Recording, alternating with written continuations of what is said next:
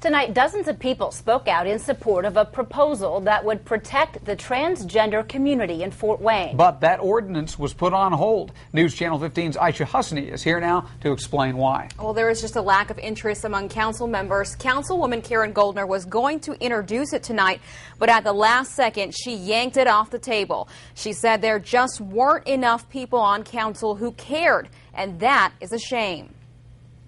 Wherever transgender individuals go, one after another, these are people who really need our protection. They spoke out, many in support of a bill that would prevent any discrimination based on gender identity.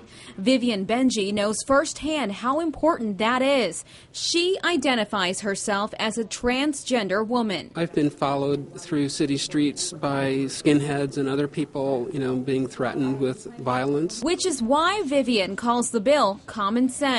But tonight, Councilwoman Karen Goldner pulled it off the table. I didn't have the votes to introduce it. Goldner says several council members just didn't want to talk about it. And I just think that that's really sad. I think it says a lot about maybe where people are at, but I think it's very sad. I'm not asking you to understand the depths of gender identity.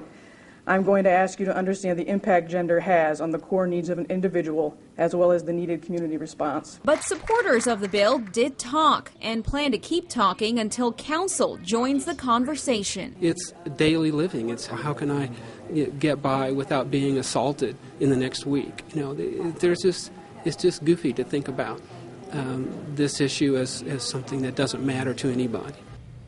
Now, it's not clear how many transgender people live in Fort Wayne, but to give you a statewide perspective on this matter, according to the News Sentinel, Bloomington and Indianapolis have both already approved a similar ordinance, and Goldner is not giving up on Fort Wayne just yet. She'll bring the bill back in about 2 weeks. Okay, thank you, Aisha.